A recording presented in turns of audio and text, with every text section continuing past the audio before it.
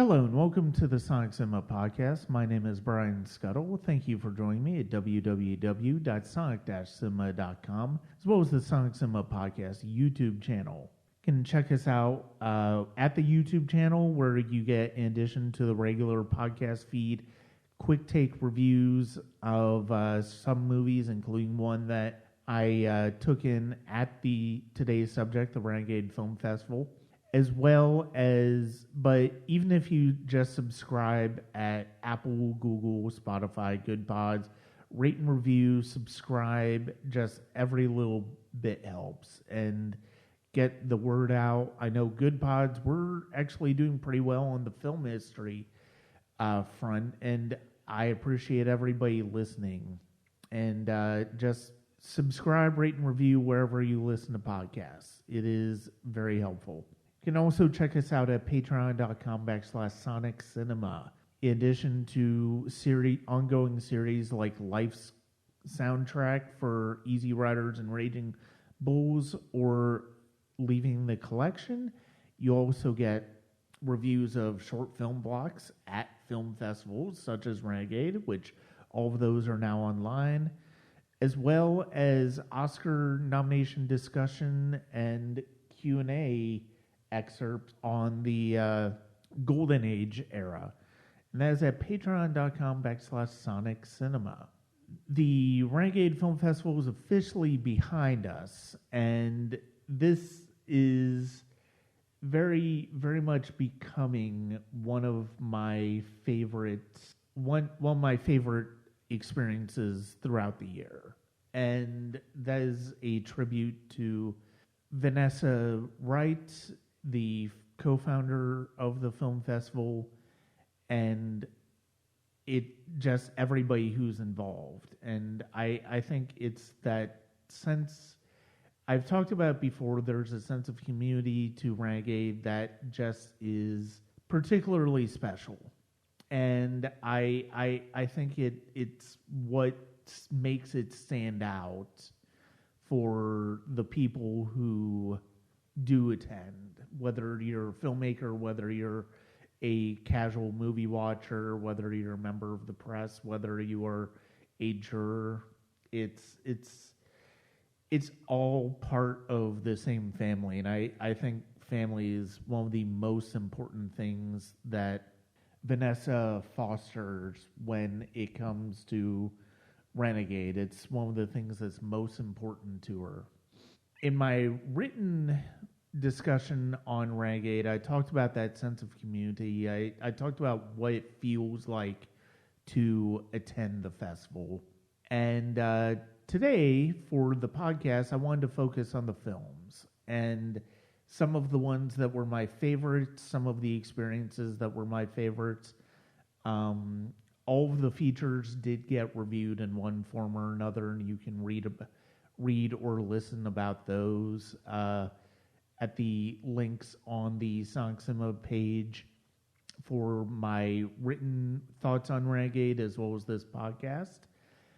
But I wanted to share about the films in this context because it kind of makes sense to keep those two, the podcast and the written word, separate.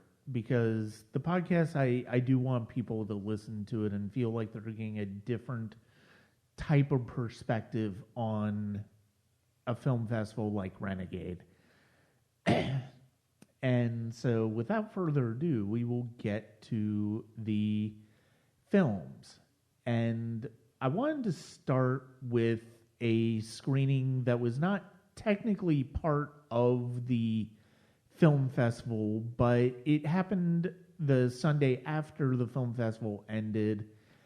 But it's for a film that debuted at the 2020 Women in Horror Film Festival, but in a new form. And that was K11's debut of her director's cut of Black Lake, which I reviewed over at In Their Own League. And one of the things that I love, I love the fact that it was at the Plaza, but one of the things I loved about the experience of Black Lake Director's Cut is that it is very much Black Lake, which if you're familiar with me, you know how much I love that film. It's one of the best films I've seen in the 2020s so far. And the director's cut just solidifies that much. And I love the way that Kay has reshaped the film, whether it's musically, whether it's narratively, and I think it's just a stronger film in general compared to a film that I was already a huge fan of. And whenever it becomes available, whether it's through other film festivals, whether it is online, I do hope people will check out the director's cut. Right now, she's continuing the run with Maya, which it's going to be at the Salem Film Festival this year, which is very exciting, as well as some of the other films from Renegade this year. And I'm looking forward to seeing how those do over at Salem, because of the fact that this was a terrific bunch of films. I wanted to start out, but after Black Lake, I did want to start out with talking about the features this year. When it comes to the feature programming at Renegade, I think it's always it's weird because while I think it's kind of strong, I also think it's a weird collection year in and year out. Like, you can't really pin down the programming in terms of, oh, this is such a great group, or oh, this one is, they're kind of a mixed bag. I think in the end, most of them are kind of a mixed bag, but they're interesting, and that is one of the things that I will say about the feature programming year in and year out, is that even if I don't like a feature, I get why it's at Renegade, and I appreciate why it was a part of the festival. And I will admit, though, that was a bit tested this year. And it had to do with a double feature, which we will get to. The first one was Retro Freaks, which starts off really rough, but was silly and fun in terms of possession, in terms of kind of Evil Dead type humor and horror. Stag is a really strong character film where the horror is there, the horror elements are there, but it really boils down to the dynamics of the fractured friendship at the center. And that's what made Stag so interesting. And I'm glad to see that it did. I believe it won Best Performance at the Lizzie Awards, and it was deserved, because it's a really terrific. It's a really terrific character film, even if it's not overly frightening. See, the last feature that played at Renegade was a movie that Vanessa was a part of called Spooked. She helped produce it, and it's an entertaining paranormal film. It has a lot of good moments of terror. It really leans into genre well, and when it is more readily available, I hope people will check it out, because it was an entertaining watch. It wasn't part of the official selection; it was a special screening, but was pretty good. It was definitely a highlight of the festival for me. That leaves 3 feature films that I have not yet talked about. 2 of them I talked about in a YouTube quick take, and that is the documentary Once and Future Smash, as well as its companion film End Zone 2. I talked a lot about them in my quick take review. Continuing to think about them. It's still really bothers me that they felt the need to make End Zone 2. It's disappointing because of the fact that it's like I feel like I would have enjoyed Once and Future Smash more had they not gone all out and made End Zone 2. I feel like the moments we give End Zone 2 in Once and Future Smash are fine for how crazy it is, but if you try to actually replicate it, it's something that doesn't work, and that's a problem. It's not as goofy fun as Troll 2. It's honestly kind of boring, End Zone 2 is. And I didn't mention it in my review of Once and Future Smash, but I've got to say, they have the film fest, they have the convention take place in 2020. If you're not familiar with when that convention takes place, it's really hard to just see the year that convention takes place and not think, COVID, anybody? Apparently it takes place in February, but I don't know that. And a lot of general people don't know that. So why don't you mention, oh yeah, this takes place in February 2020? It's like, oh, okay, that makes sense then. That was another thing that kind of irritated me about Once and Future Smash, which is disappointing because it's genuinely an entertaining use of the mockumentary form, but it just didn't sit with me for the most part, and that was kind of a problem, and it's one of those things where you don't expect every feature film or movie to really connect with you.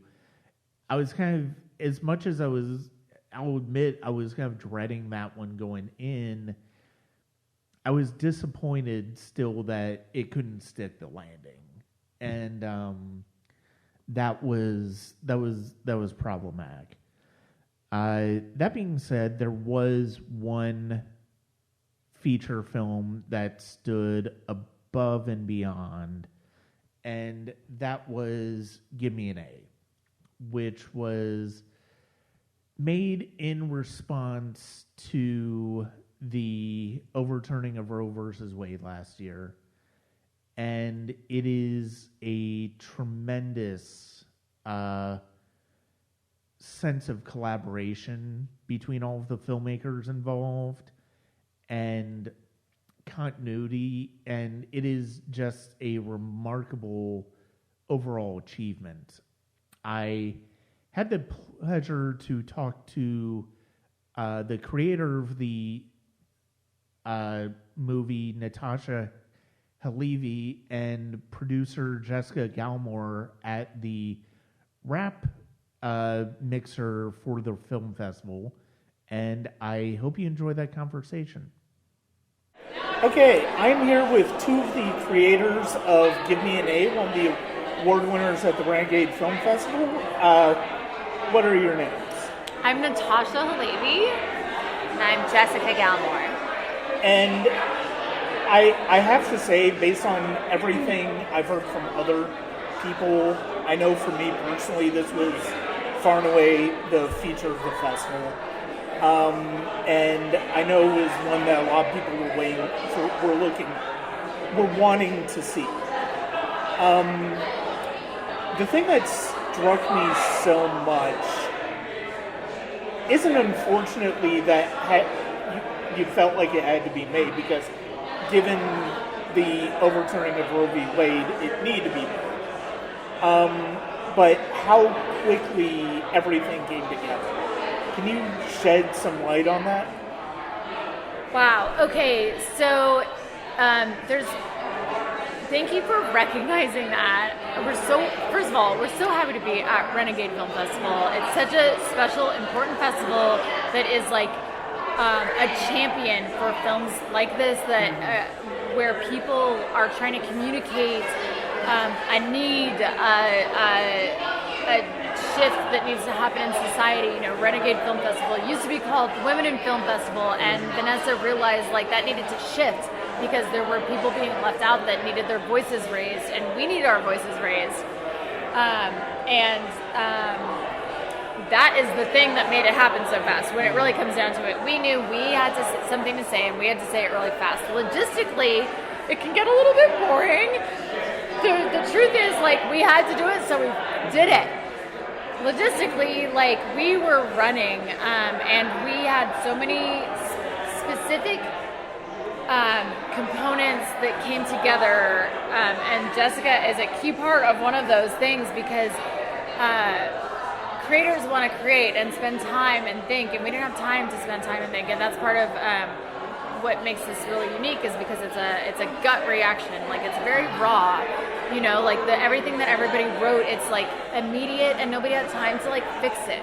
Nobody had time to say like, oh, this might not be palatable to this audience. This might not be funny enough. This might not be clever enough. And so we didn't have time for that. So what you see is a very raw gut reaction. And to implement that is like a whole other thing. And I'll let you, Jessica, speak to some of like what that took that was so important and like logistical. So basically, I came on like a week or two after Tasha had already talked to everyone, had all the filmmakers pretty much together and knew what they were making. So then I came on as pretty much the first AD for all of the projects, like for the entire project. And what that means is that I have to go and read everyone's script and then break it down and make it work for the day. Like some projects had 2 days, most of the projects had 1 day. So it's like, and then a couple projects had company moves. So you have to say, okay, how does this script going to work, and how do you do this logistically all throughout the day? And you know, it was tough. It was tough. I was just very thankful that I was off of work, number one, and then I could focus on it. But it was just something that was so important that needed to be done. Yeah. And there are so many pieces like that that were so essential to filmmakers being able to make something. You know, it literally could not have happened any other way. Keslow Camera Company came in and they donated camera equipment. Couldn't have happened without that. Yeah. We had a really great lighting company work with us in LA and a different company work with us in Atlanta. Couldn't have happened without them stepping up. So many people stepped up and made this possible. It's very unusual to be able to make a film this fast. Roe versus Wade was overturned June 24th. We, within a week, had our first meeting. It was a Friday. June 24th was a Friday. The next Friday, we were meeting. 3 days later, we had log lines.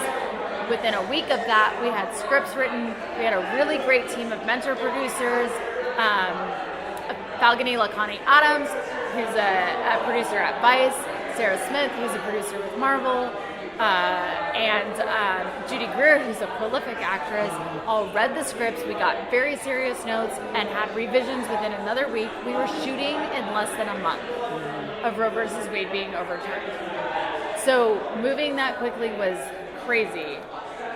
That is absolutely incredible. And one of the things that was so impressive about this was the way that everything that is so complicated logistically, because like you said, you had people shooting in LA, you had people shooting in Atlanta. Yes. And all of that had to come together. Like how, and like you said, everybody had different types of shooting schedules. That is a remarkable juggling act. Yeah, it is. It was. I mean, obviously everybody's got to be on the same page. Were there any particular things that you all decided needed to be a part of every particular segment, or was everybody kind of on their own as far as what type of stories they told. This makes me laugh because from the beginning, I pitched this to everyone as something relatable to like a 48-hour film festival. And in a 48-hour film festival, everyone gets their assignment, they go up, they do it on their own, they come back, they've got something. I realized very quickly that if we were really going to make something that could have an impact, that couldn't happen that way. That we needed to like make something cohesive. We had to have camera equipment that was the same across all the projects, lenses that were the same across all the projects, scripts that sort of tied in together. We had to make a lot of adjustments and we had to do it really quickly. So this is like a testament to all the filmmakers. Everyone was so ready and open to make changes. They were just sometimes little changes, sometimes big changes, but people understood that like for some reason they needed to make shifts because it had to all live together and nest together and live in a world where you could watch the whole film as one, even though you were looking at individual different stories. 17 different projects, 15 different directors.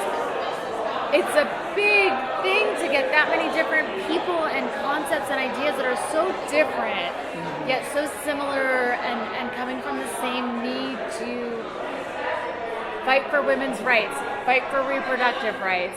Like, you know, it was really special to be able to do that. And we did work really hard to make it unified.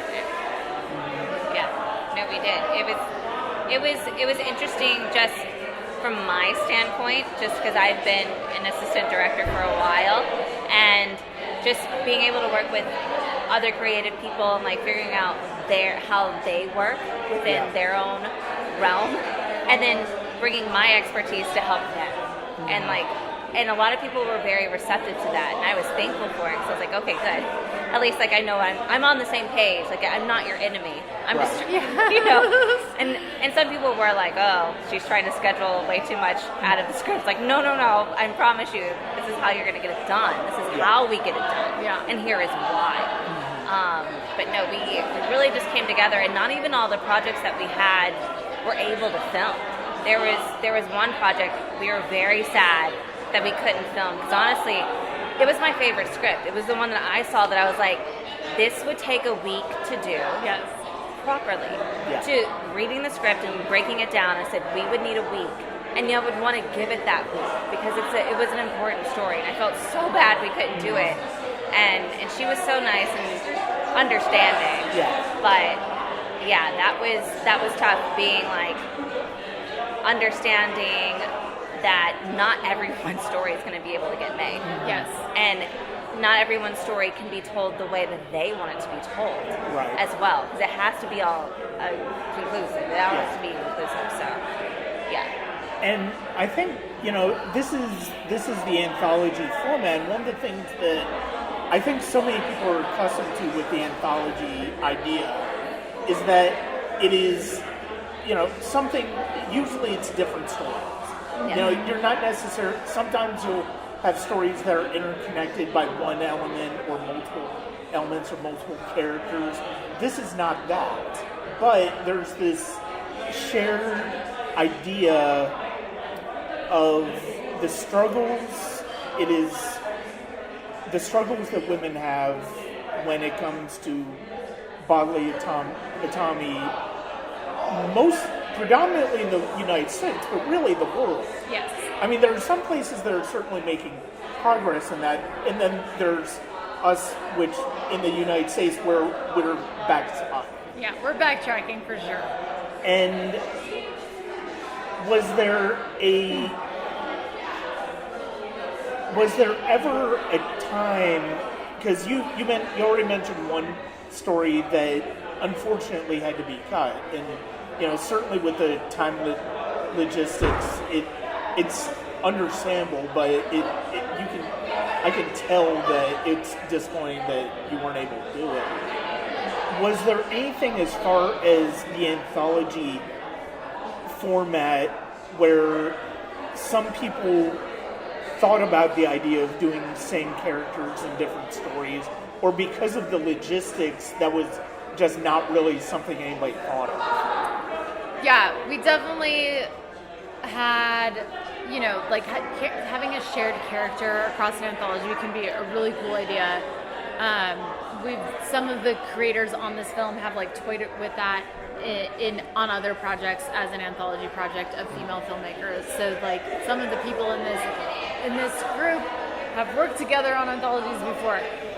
But for me, personally, bringing people into this project, you know, one thing is we were trying to express our reaction to Roe versus Wade being overturned. The other thing is we were trying to use our art to share our thoughts with people, but also to work through our own thoughts. Yeah. So as somebody who is holding the space for people to be artistic, it was really important for me to let everybody have their own story, their own way, while I was trying to be protective of making the whole film work together. I also needed to protect each individual artist so that they could share their truest version of their story in the best way possible under the circumstances that we had, with the equipment we had, under the timeline we had. So I definitely did not, we all sort of agreed that was what we were doing, and agreed that there was an importance to letting those characters that people felt they needed to create to tell their specific version of their reaction to losing their rights, losing bodily autonomy, seeing you know, their peers suffer maybe, or recognizing that they had a voice and a lot of other people didn't, knowing that there were communities where people might feel a certain way and they can't speak up, knowing that there are places where like people have gone through things and they have to be quieted. So many things that people were working through that it was very important to let each artist carry their own story. Yeah. I will say though, there is connective tissue in the cheerleaders. Yes. They bookend the film. Yes. One in a song that is very traditionally, you know, that sounds very traditionally like a cheerleader rally, but obviously deals with a lot of the issues that women are going through. And then the other one, and then at the end, there's the anger. Yeah. And one of the things that really struck me watching the film, because you have cheerleaders holding up the names of each segment with the names of the careers who are behind it. And one of the things that I noticed that I really liked as a connective aspect of really bringing the film to that place at the end is the fact that every segment you notice the cheerleaders, it feels like the signs are weighing down further and further on them, really symbolizing just how tired they are from having this discussion. Yes. And was that something that was very conscious of when you were doing that? Yeah, I mean, listen, cheerleaders are such like a quintessential American cultural, iconic, female, wholesome. Yeah. Opposite of wholesome, slutty, all the things. It carries all of that. And it also, you know, cheerleaders came into existence to support a sport for men. Yeah. So cheerleaders were there to support men, to cheer them on, to tell men that they're great. And women sort of said over the years, the cheerleaders mimic, the history of cheerleading mimics sort of what women have done culturally, because cheerleaders now have taken on their sport. It's theirs. It's a sport. It's athletic. It's beautiful. It's competitive. It's incredibly artistic. You know, and that has been a huge shift from where it came from. It's no longer just something to support a male activity. It is something that is empowering and full of strength. And so that evolution of the cheerleaders sort of already, of the American history of cheerleaders sort of mimics like what we have gone, what the American history is as women. And you know, the film starts off showing these cheerleaders in a locker room. Well, typically when you see cheerleaders in a locker room, it's sexy, it's hot. They're talking about boys. And in this locker room, you're looking at their legs and you are not thinking this is sexy and hot and whatever, you're just like, these are people having a conversation. You're listening to pieces of a conversation that are telling you that like the experience is different than what is perceived in film and television over many years. And that carries on to then, you know, demonstrate the weight that they are carrying. Young women are carrying this weight. Women of all ages are carrying this weight in the United States, and it's pushing us and pushing us and pushing us so far that then we have a reaction. And in the end, they have a reaction, and their reaction is quite strong, and they are literally pushed through a physical evolution to become something different. Excuse me. Thank you.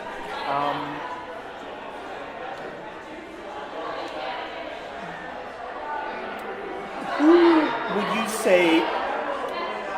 you say there's an audience that it is most important to watch this film? Yeah.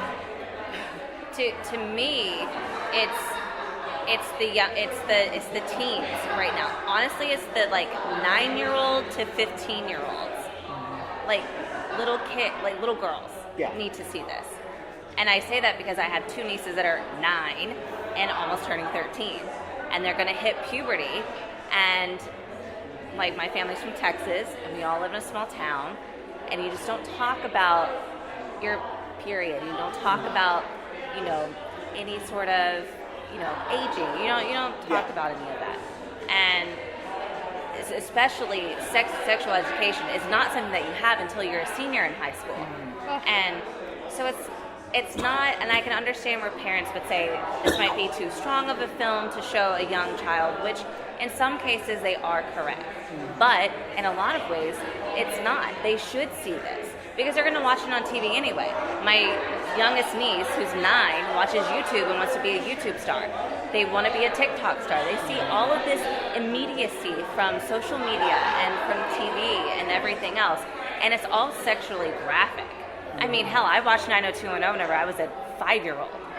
Like, I wanted to be Brenda whenever I was in, like, the 2nd grade. And that was like, something super, super high school, and, like, something that I wouldn't actually comprehend, but somehow, internally, I comprehend it.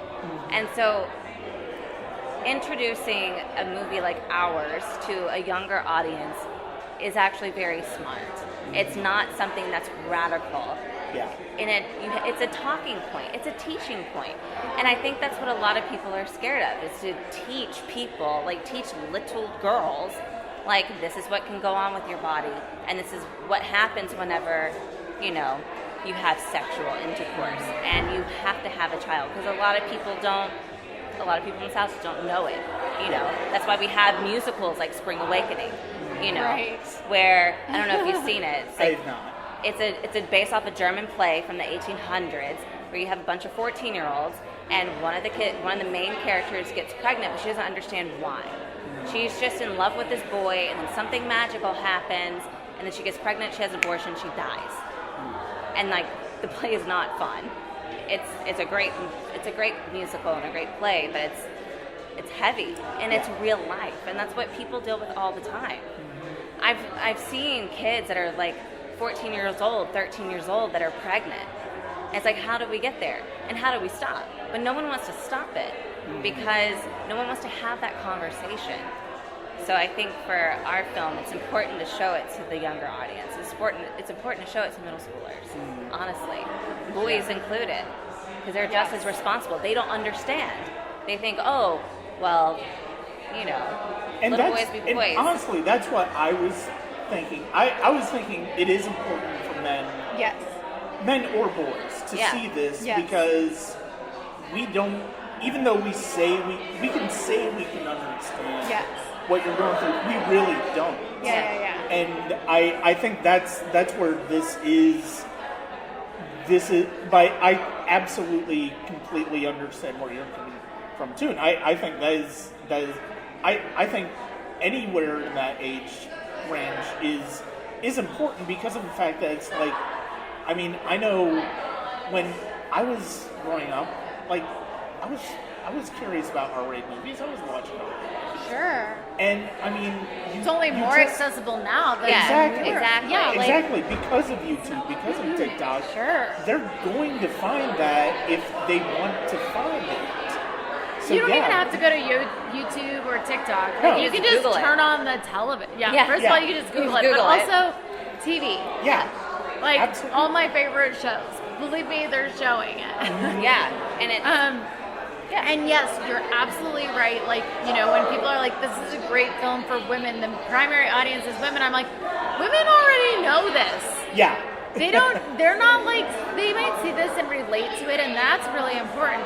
But it is something that, like, you know, when you can see, that's what's so magical about film is you can put yourself for an hour, 2 hours into somebody else's shoes and experience something a whole new way, and like that's like really important, and that's what starts a conversation, and that's what allows us to expand our acceptance of people in different ways, or maybe consider another alternative idea. You know, like there's a lot of, with this specific topic, like there's a lot of propaganda and a lot of verbiage used that is like totally inaccurate, like really geared at pulling on your heartstrings in the wrong ways, and it's just untrue.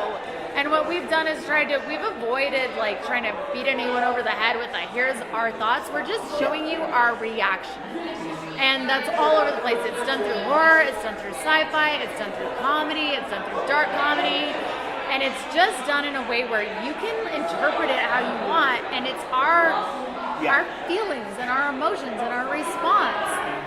And from there, there's a much bigger opportunity for an opening for a conversation.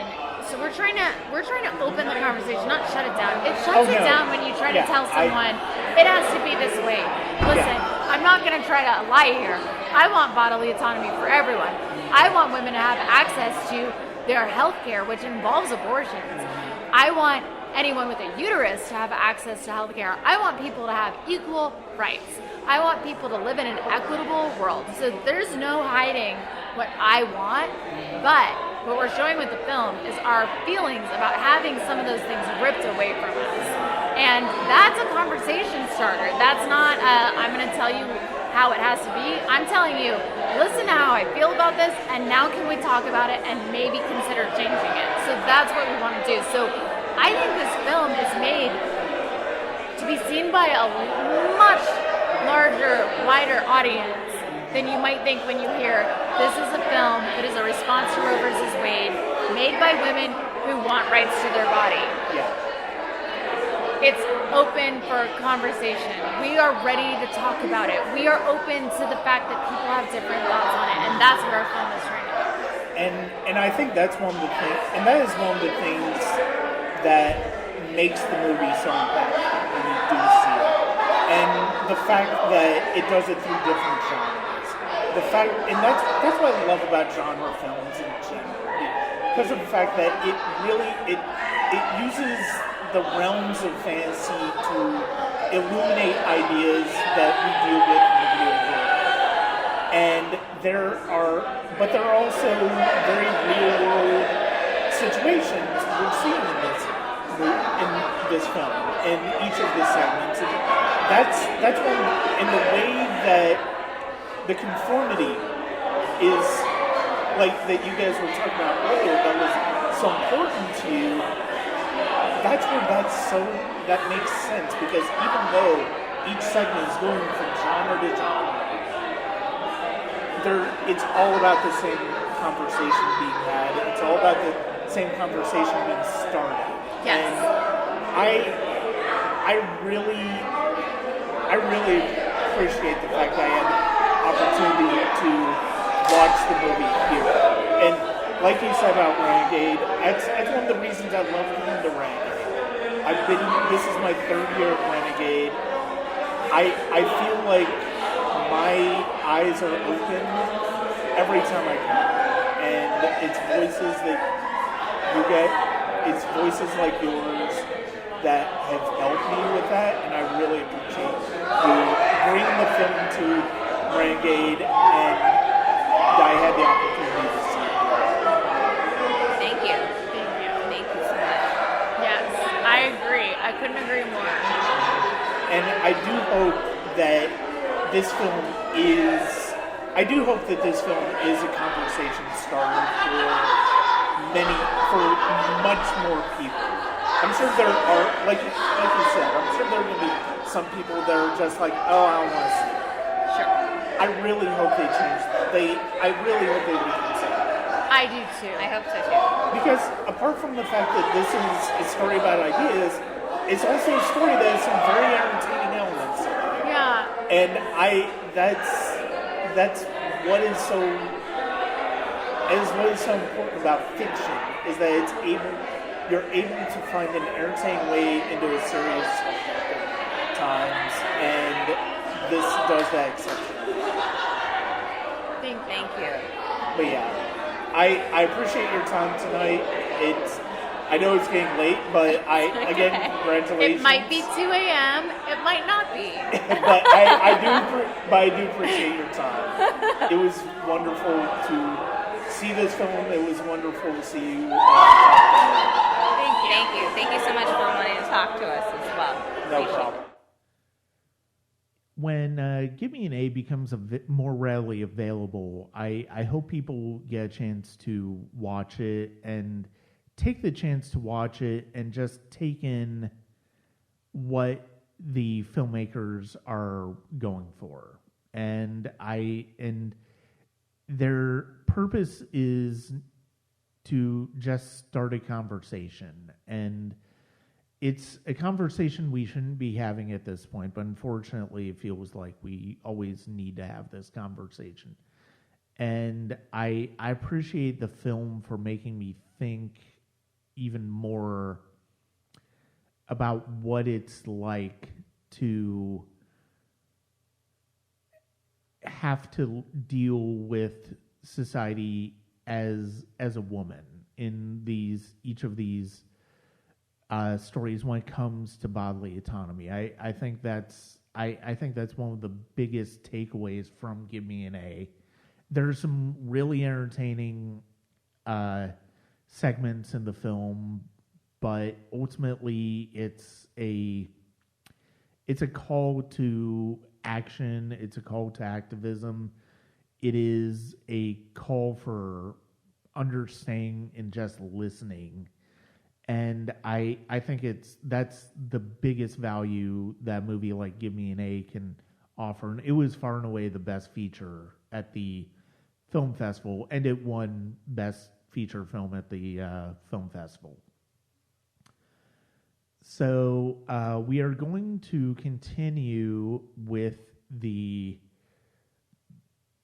short films and the festival in general, but before that, I wanted to share an interview that I had with a screenwriter who is back for the second year in a row. I interviewed her on the podcast last year.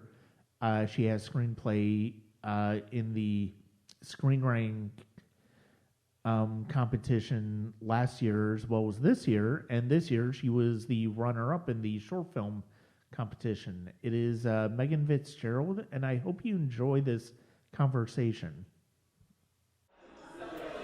So I'm here at the Renegade Film Festival with Megan Fitzgerald, and she is a screenwriter, and she was here last year with a screenplay in the short film competition, and she had another one here, and she was actually the runner-up in the short screenplay competition. Megan, thank you very much for joining me. Thank you for having me again. And like we did last year, first of all, if you could say the name of your screenplay and then just give us an idea of what it's about.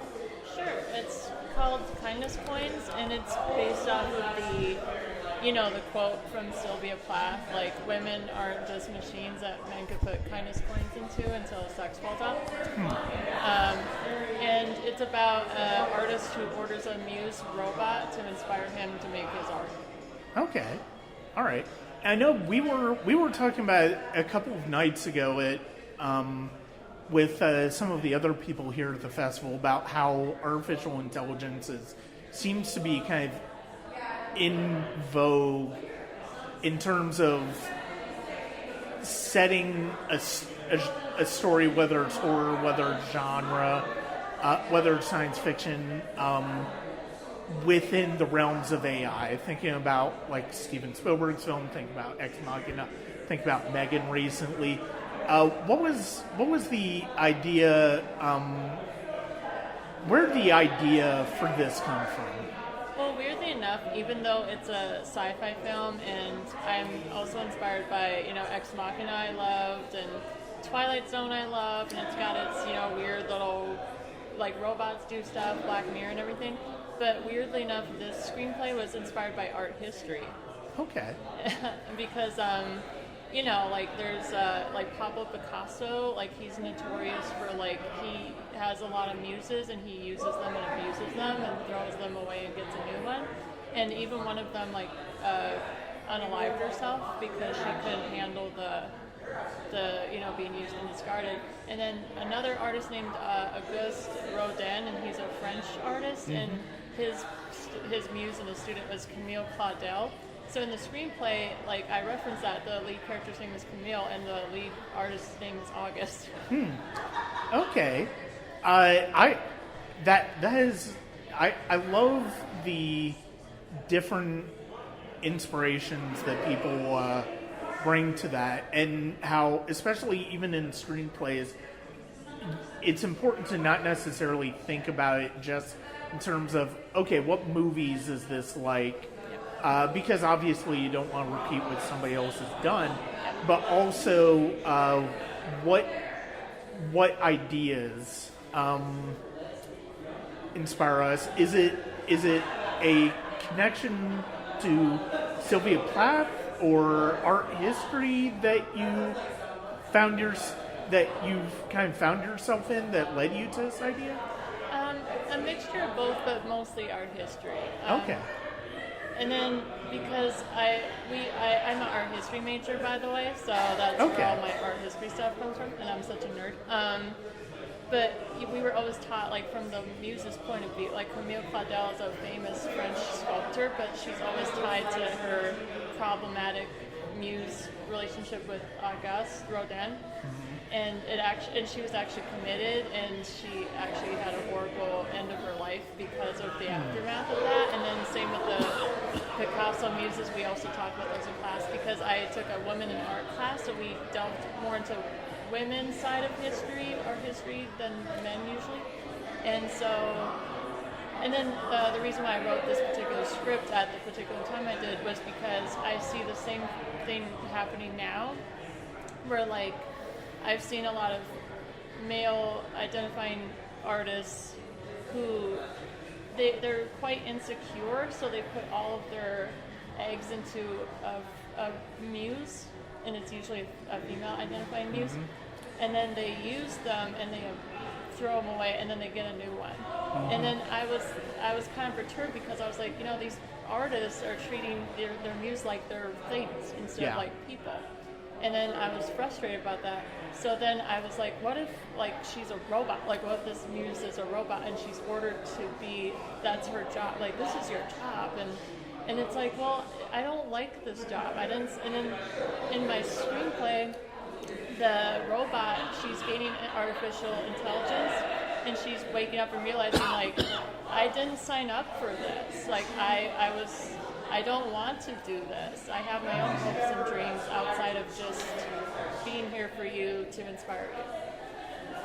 That's one of the things I've always really loved about stories about AI, story about robotics. I mean, you see that whether it's dealing with AI. I mean, After Yang was an excellent example this past year. Yeah. And but also even going back to Asimov's robot stories, you kind of get that idea as well. Where what is it about a robotic intelligence and an artificial intelligence that how is it they react to humanity, and how do they react when it comes to human concepts? And I mean, that's one of the things that's part of the reason I love AI, and it's my favorite Spielberg film, because of the fact that it deals with that fundamental idea of, even if you try to create a child robot that is based on an artificial intelligence that it learns or that's programmed to learn, what's to say that it can't genuinely feel those things? And that's one of the things I always find fascinating about AI. Me too, exactly. And that's a perfect example too, by the way, because the way that the movies I love that deal with AI, and then I see it in my own script as well, even though my robot isn't a child, but she has a childlike mind, and she's learning about the world for the first time. So AI, to me, like what makes it a beautiful storytelling tool, but also scary, is that AI is like a child, like a child seeing the world for the first time, and it loves the world, and it loves humans, and it's learning and stuff. But then it realizes I've got more power than the world and people, and they see that things don't make sense. Well, like Hal from 2001. Yeah, and it's disturbing because what Hal is doing is so frightening, but it makes sense in the scheme of everything. Yeah. No, absolutely. And that's one. It's as one of the great quandaries of science fiction. That's one of the great ideas in science fiction. And obviously, I mean, it's inspired so many different ideas. And now we're seeing more artificial intelligence concepts really start to come to life, relatively speaking, in the real world. And what are some of your thoughts on those things? Oh boy, I think I have the same mix of, I think it's beautiful and amazing how it's progressing. It like when I was a kid, they did not have any of this stuff, right? And it's progressing so much, but at the same time, it's changing things, and those are things that I'm not sure good changes or bad, because I don't know if you've seen this on social media, like people are making AI art now, or they're using that app to do their portraits in AI, and all my artist friends are freaking out because they're like, we are going to be replaced by this AI, and that was like what, $8.99, whereas like an artist you'd have to pay basically way more to cover their basic costs, right? And I'm an art major too, so I'm like, ooh. So as an art major, I'm like, oh no. But then they're beautiful portraits and they're well done. So then I'm not gonna. I mean, the artist in me is not gonna totally just dismiss what they do. But it does. I mean, it's always that complicated question as technology progresses. I mean, I'm a musician, so it's like I remember, reading when like sampling came into being in synthesizers, and people freaked out about it because it's like, oh my God, musicianship is dead. It's like, no, it's just adapting. And I mean, I can definitely see the downside of artificial art, but at the same time, it's a different form of technology. It's just a different evolution. And I mean, we could start to see something that's very radically different where, and I mean, honestly, like, look, filmmakers have been using computers to create art for decades now. yeah. And, it is one of those, it's always one of those questions of, as technology grows, what is our responsibility in using it, but also how do we react to it? Ooh, that's a great question, and that was in my screenplay, right? Because the robot in my movie, she comes in a box, and you have to put her together and everything. Yeah. And then she has a manual. So her manual says, like, she is there to make your dreams come true. That's what it says to the artist, right? But then the artist is taking more advantage of her, and he's abusing her. Like, it's a slow burn, right? And then it comes to the point where she's had enough, and she just and she reacts how she reacts in the story without giving it away. Because it's like, like if he treated her as she should have been treated, which is like, she's this machine, she's here to help me, but he's doing other things to her and with her Yeah. that's very, like, this isn't what this technology is for, right? And that's the age-old question or quandary as well. Like, you know, we invent a really great thing that will help us as humankind, but humankind uses it for bad things. Yeah. And it's so sad and bittersweet. And Is this something that is this screenplay?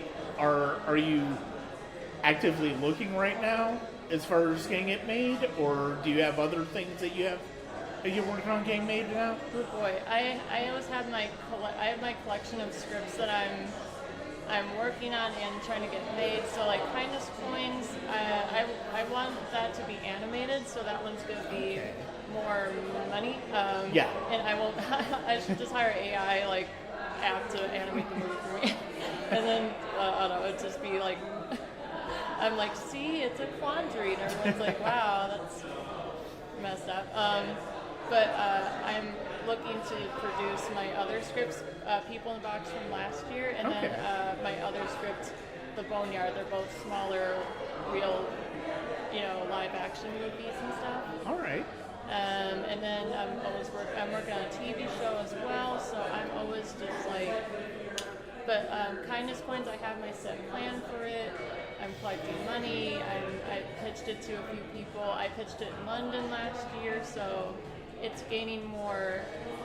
I don't know. It's gaining more. I don't know. I feel like the times are changing for it, so people are reacting to it a lot more because I mean, even Megan just came out on this quandary about the AI art. Like Yeah. it's and then plus the abuse of the muse is a tale as old as time, because like Camille Claudel, she was in the 1800s, and then Picasso was in the 1900s, and we're still doing that stuff in 2020s. Well, Megan, I appreciate your time, and I appreciate your ideas. Your ideas of when we've talked about it, they're always so fascinating and they have so many different questions that they ask, and I definitely hope to see them brought to life on screen at some point in the future. But even then, I do hope they keep going, even on the written form. Thank you. I appreciate that so much because it's so, or from my perspective, and as I'm sure the other folks have talked to you about, you write weird, like you get a weird idea, and then you're writing this idea, and you're like, is this too weird? Like, is this too? And then it was art history, right? And I don't know people who are art history nerds like myself, so I'm like, do people even care about this stuff? And then, so it's always like, that's why I always appreciate, like, even these festivals and talking to people, and then it's this beautiful payoff of like, yes, people are talking about this, or they do want to talk or ask questions or debate, and they have thought of it, but the script maybe reminded them today of this thing that they should think about. Like I'm truly like blessed with all of this. But yeah, thank you very much, and it's been good to see you at the festival again. Yeah.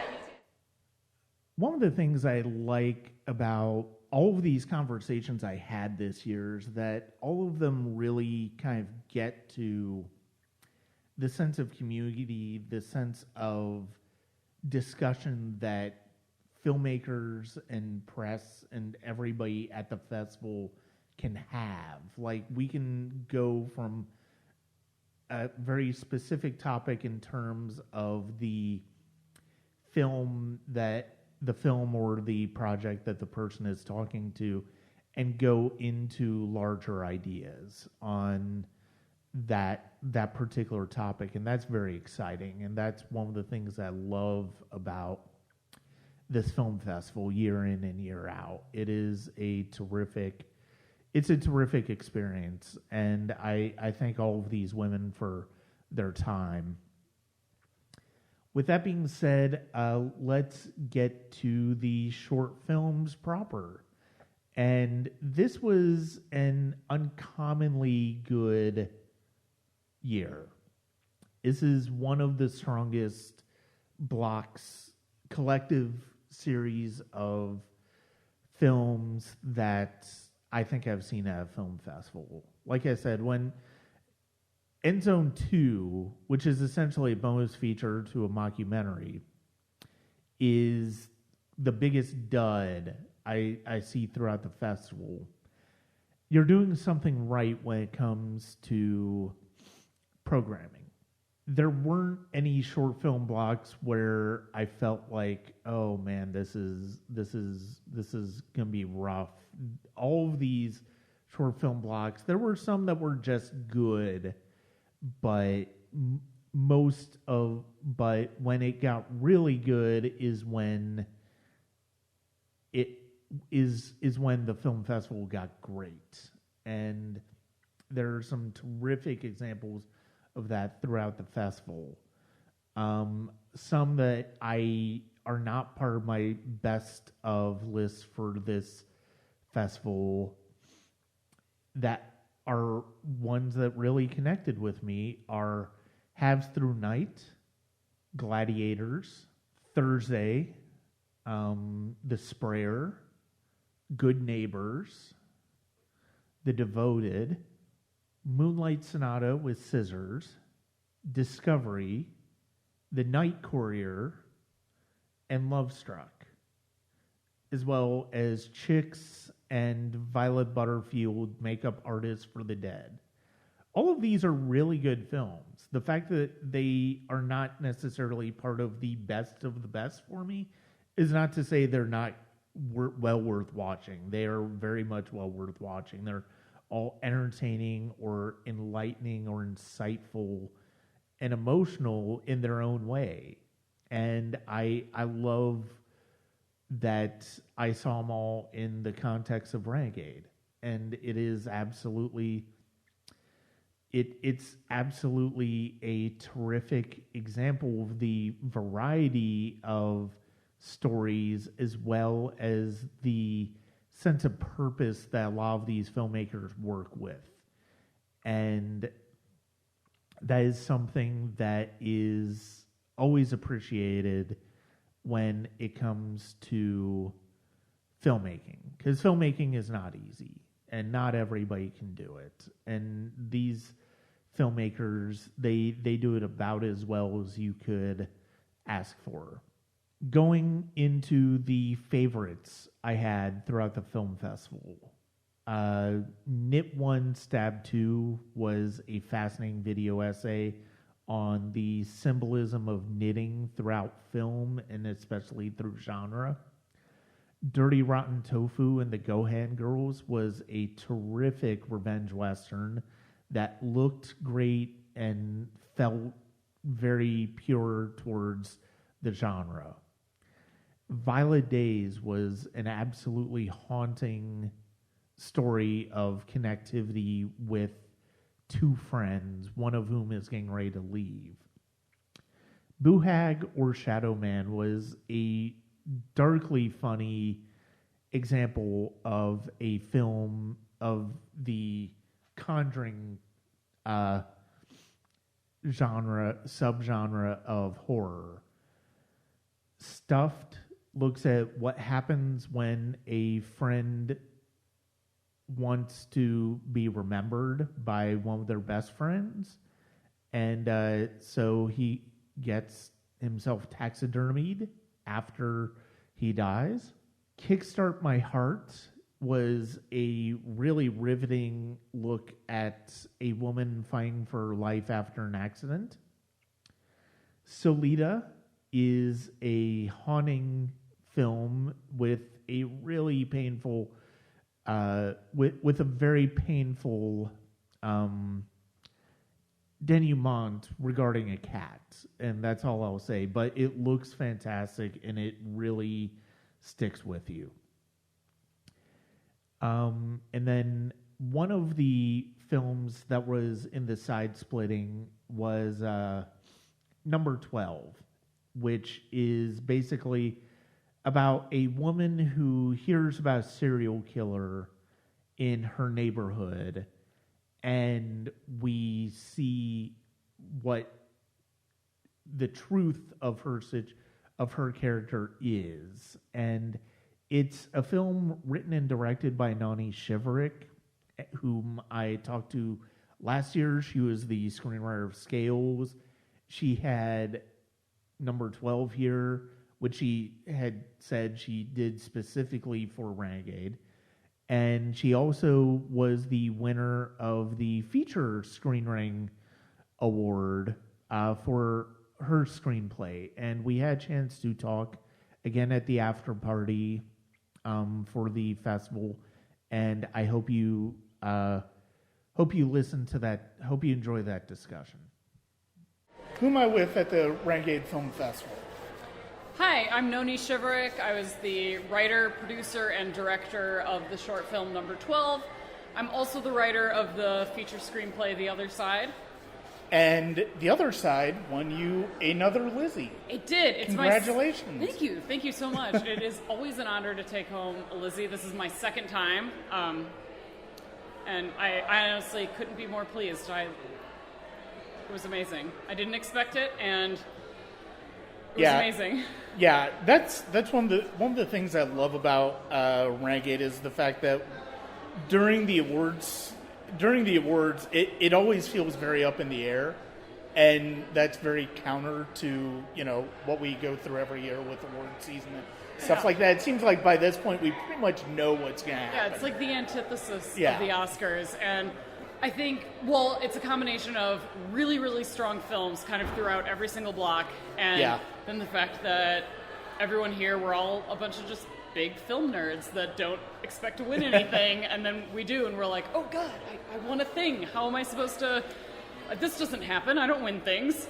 Yeah, and you and I have talked about it throughout the festival, how strong this year is as far as the competition. I mean, you were in the side spling short film block with number 12, and even there were so many terrific possibilities in that one. I mean, one of the films that was in our block, Choose Your Weapon, was nominated for so many awards, like so many Lizzies they were nominated for, and it's, I have to say, probably the best comedy block I've seen at a film festival, period. And so the fact that Vanessa was able to curate this absolute baller comedy block is a real testament to what's happening in the horror scene right now. Yeah, and I mean that's one of the things that I really love about this festival is that there's so many different varieties of horror. It's not just one particular type of horror. Even during a particular block where you expect there to be a specific theme, there are different variations on that theme that are really exciting. Yeah, it's like the most exciting ice cream shop you could ever shop at. Yeah. So let's talk a little bit about number 12. It's your second year in a row having a short here. Yeah. And it's very different from the one you were here with last year's Scales. Basically a 180. Yes. Yeah, Scales was very dark, very cry-y. And number 12 is not that. It is straight comedy. It was made to have fun. We shot it in 5 hours. Scales was, angsty, and number 12 was, I wanted to make something that was pure fun, both for the audience and for the people filming, and we shot it in a day. We drank a bunch of margaritas afterwards. We made it to get into Renegade. That was the goal, because I had so much fun here last year. I was like, oh my gosh, I want to get in here again, and I knew I had this other film that was going to make the festival circuit, but I really just wanted to make something just for this festival, and this was kind of, in a way, a little artistic love letter to this festival, because this is probably the only festival that would look at a very bloody comedy and be like, you know what, there's value to that. Most of the time they don't know where to put you. One of the things that I love about number 12 is the fact that it is, nominally it's a serial killer movie. Yeah. And that's the setup, but the punchline is very, very different, and you're not quite sure where that punchline is going to head once certain elements are brought in. Yeah, I definitely wrote it for, I thought of the initial twist, and And like the setup was like, oh, a woman comes home, there's a serial killer on the loose, and then I was like, oh wait, and then a twist, and then I kept thinking of like, how can I twist this further? How can I just like keep surprising people and finding ways to like amp up the absurdity? Because with comedy, I feel like with horror and comedy, there's this element of like taking a really human experience and either like amping up the stakes to make it horrifying or amping up the absurdity to make it comedic. And with a horror comedy, you kind of get to do both, and you just get to like fire at all cylinders, and that is what we did. And I think we really succeeded and checked all of our boxes. We're like, it's kind of dumb, it's funny, it's short, and people are gonna laugh for 5 minutes, and then. And especially because of the fact that horror comedy, they're both. I think it was mentioned yesterday during the block. They're essentially two sides of the same coin because they're both completely based on the subjective reaction of the audience. Yeah. And so nailing that down is very particular. Yeah, I think, I think horror and comedy both get a very unfair shake in the industry at large. I think they're both the hardest genres to nail down because if you don't get the audience on your side, as you were saying, you lose them. You need to scare them or you need to make them laugh. And I always say, like, if I have a comedy film playing in a festival, all I want is for people to laugh when they're supposed to laugh. Like, I don't want anything else. I'm like, please just laugh when you're supposed to laugh, because if you don't, then I've failed as a filmmaker. And I think it is the hardest genres to accomplish because you have to take something that's going to move people, but then you have to like push it to move them in a certain way, and that's really hard to do. Let's talk a little bit about the feature-length script that you have, that you won for. What exactly is that about? So it is a mix of fantastical fun and also really, really dark. It is, I do continue, I've had people ask me, like, when are you going to stop making films about rape? And I'm like, I don't know, like, I just keep going back to that well. It moves me creatively and it helps me process things. But the film is an inverted ghost story, so it's a ghost story told from the perspective of the ghost, and she comes back as a ghost to get revenge on her abuser. And she starts out, she's mentored by another ghost, and the initial plan is to kill him, and then they realize that isn't actually going to help her pass on to the other side, and so she has to instead haunt his other victims so that they actually go to the police and get him justice. And I wrote the script during like the initial, I had just moved to LA, and then right when I moved to LA, the Me Too movement started happening, and all of a sudden I just had this idea of I wanted to tell a story about women seeking justice against their abusers. And then obviously, because I'm me, I was like, and they're ghosts. So, and it's set in a circus, which to me is a really important metaphor because there's something like glitzy and naive and like childlike about a circus.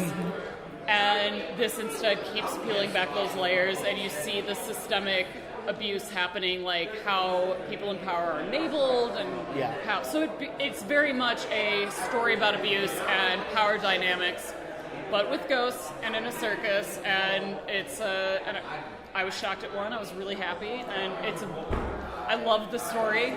I would love to one day direct it. Yeah, I mean that's really kind of an interest. It's a really interesting take on it, and I'm. Are there any particular movies or stories that inspired that? Harvey Weinstein, so thank you to him for that. But I remember literally the week I moved to LA was when it broke. And we all knew about Harvey Weinstein, and that's what frustrated me. Is like, I remember my first time on a film set was a really swanky commercial that was very, very well funded, and then we were invited to an after party afterwards. And at the time I was like very young, and I was a dancer, so I'm very skinny, and I was told, like, if Harvey Weinstein comes to the party, don't go anywhere alone with him. And the fact that here's this person that's so powerful and everyone knows what he's doing, and everyone just wants to turn away, and I was like, you know what, it's not just him, it literally happens everywhere all the time, and because the people that have the power to speak out are scared to do it. So that is what inspired the story, and it sometimes when you write, you have to just like listen to what your gut tells you, and the circus was what happened, and you know, you get a little bit into the afterlife element of, so my mom's really good friend's daughter commits suicide, and I had the main character commits suicide because she can't handle the abuse anymore, and I really wanted to explore, like, what if you had the chance after you commit suicide to like go back and see people reacting to your suicide. So what she sees when she comes back is her best friend grappling with her loss, and also then the fact that she becomes the target of the abuse, and that kind of kicks off the story. And that's what it wasn't a particular movie or story, it was like just all the things that were going on in this like 1 month period of my life that I had to process my feelings about it, and wrote an entire feature. Well, that is certainly fascinating story, and I do hope you get a chance to make it. I know last year we were talking about another short film idea that you have had the chance to make. I have. It's my directorial debut. It's called Dark Water, and I remember we talked about how it was very much in the same vein of Scales, where Scales dealt with trauma and Dark Water is anxiety and depression, but it's using horror elements to tell that story. And I wanted to direct it. I had produced so many short films and kind of realized I was at the point where I felt comfortable directing myself, and which at this point I hadn't felt comfortable at all, and we were able to run a very successful Indiegogo campaign, which I did not anticipate at all. It was just floored me how much people wanted to support the project, and I honestly think so many people are dealing with mental health issues, especially after the last couple of years, that they were like, yeah, I want to tell a story about mental health, because it makes people want to talk about mental health, and it makes people who are dealing with these struggles feel a little bit less alone. And the short film is called Dark Water, and it does not end happily. I tell people it ends on an oof. But it's, you know, a very necessary story to tell. You know, I feel like as a filmmaker I swing between like the oof stories and the haha that was dumb stories, and you know, I guess it shows range. It just depends on the type of story that you feel like you need to say. Yeah. Either I want people to laugh or I want people to cry. Yeah, and Dark Water is definitely a cry one. But it's premiering in a couple of weeks at the Cleveland International Film Festival, which was huge. We were so excited to find out we got this really big premiere, and I got to announce it while I was at Renegade, so it was like the richest chocolate cake you've made. It was so good. Well, congratulations on your win at Renegade. Congratulations on your success at Renegade, and I can't wait to see Dark Water when I get a chance to see Dark Water. No, I look forward to hearing your thoughts on it. I feel like your review of Scales was very thoughtful and kind of picking up on points that a lot of people had glossed over. So I look forward to hearing your thoughts on. But yeah, once again, it was very nice to talk to you at Renegade. It was very nice to spend time with you and talk about the festival. Yeah, nice to talk to you. That brings us to the best films of the festival. I've already talked about Give Me an A. It was by far the best feature film of the festival. And now we come to my favorite shorts, my best shorts of the festival. The first one is a British offering called Choose Your Weapon, which really is a wickedly funny but also surprisingly emotional film that looks at parental anxiety of going out with your child for the first time, and the ways in which it looks at that subject are really terrific. And I feel like this will probably be one of the short films above any others that stays with me throughout the year. And it's a film that I would love to see recognized by a lot of other places, because I think this is one that would play like gangbusters at any festival, not just a place like Renegade. It is a fantastic story that gets a lot of emotion, but also really deals with a subject in a profound way, in its own way. Next up is hashtag No Filter, which was from the There Will Be Blood block. And this one looks at the vanity of social media and the dangers of looking for vanity and validation on social media in a really profound way, in also a very visceral way. And it's well worth taking in. And it's just a riveting example of taking an idea and running with it. And the way this one looks, the way it uses special effects is fantastic. And I cannot recommend it enough. Next up is The House Sitters. And this one was one where it's just a very effective example of genre just executed perfectly. And it won the audience award, rightfully so. There were some great shorts this year, but I love that The House Sitters won because it really is. It's kind of the purest form of horror that we saw this weekend, where it's just about terrifying you. It's just about creeping you out. And yeah, I mean, there's story about friendship and all of that, but this is ultimately an exercise in genre, and it is such a terrific one. By far the best film I saw at the festival, whether it's a short film or feature film, was Torn Together. And it is an experimental meditation on the importance of acceptance and what happens when acceptance is not readily given by those whom care about, whom supposedly care about us. And it really approaches the subject in a bold way visually and a profound way emotionally. And this was one that as soon as it ended, I knew I saw one by far the best films of the festival. It was terrific to watch. And I really it makes sense as being the one that ends this discussion. And I'm glad that I had a chance to see it. I'm glad I got to meet the filmmakers, however briefly, at the film festival. And that goes for the filmmakers of all of these films and so many others.